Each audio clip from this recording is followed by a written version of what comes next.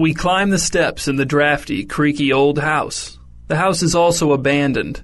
There's a coat of dust on the banister. The steps lead up and up, to the second floor and beyond, to the third floor and beyond. The stairs become more narrow the higher they climb.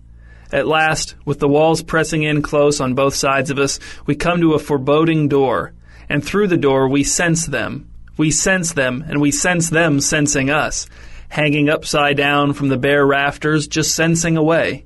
They're in there. We open the door and step into the dark, cluttered attic.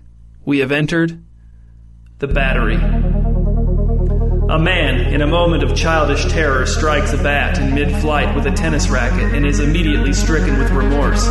He scoops the crumpled form of the bat into a bucket and takes it into his garage. It stirs weakly, and the man realizes the bat is alive. Over the next few weeks, the man nurses the bat back to health, refusing to name it for fear that he will jinx the bat's recovery process. One day the man comes into the garage to find the bat fluttering about, knocking against the walls and ceiling. The man realizes the time has come to allow the bat to return to the outside world. He presses the button on the wall and the garage door rises, slowly revealing the blue evening outside. The bat flies out through the open garage door and disappears. At last, the man feels comfortable choosing a name for the bat, which he will apply to the bat in his memories of the time he and the bat spent together. "I'll call him Vagabond," says the man, and the bat flies all the way back from wherever it had gotten to, hovers in front of the man's face, and it uses one of its wings, which is still sore from the tennis racket, to slap the man right across the face, because that's how much it hates the name Vagabond. Two bats hung from a tree branch in a public park in broad daylight, 40 feet above the ground. A sharp-eyed child spotted them and pointed, shouting, Look at those strange things up there." Other children gathered around the first child, craning their necks, trying to see what he was pointing at. The two bats were wide awake, but they did not explain what they were to the children. They kept their wings wrapped tightly around their bodies, and they let the children wonder and speculate. They even let one large, loud-mouthed child boldly declare them to be both dead and boring. The bats could have frightened those children, could have inspired them, could have filled them with awe, could have absolutely blown their fragile minds. But they didn't. The children eventually wandered away. Night fell and the bats unfolded their wings and stretched.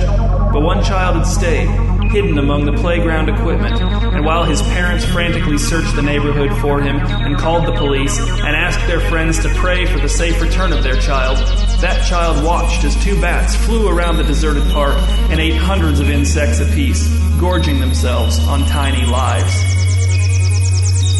One night there will come a group of bats, 6 of them all together, and these bats will tap at your window with their fangs, bared for functionality, not for menace. You will wake from a dull dreamlessness and open your bedroom window, and in will fly the bat group, circling your room, steering well clear of your ceiling fan, even though it will not be turned on. And then you will remember that you had promised them that you would make little capes for all of them, glittery maroon capes for them to wear as they go about their business. But you totally spaced it off, and now the bats are here on the appointed date and time, and you have nothing to offer them, no capes at all. The bats will continue to circle your room, and the atmosphere will become uncomfortable. The more they stick around, the guiltier you will feel. And then you will realize something. They will not leave until they have their capes, so you had better get started.